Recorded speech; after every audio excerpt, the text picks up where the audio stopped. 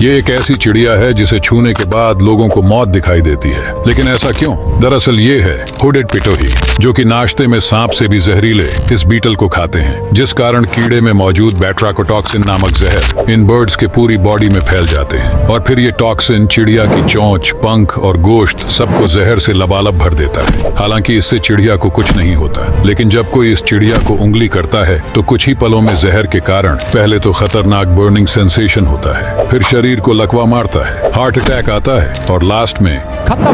Bye bye, tata, good bye.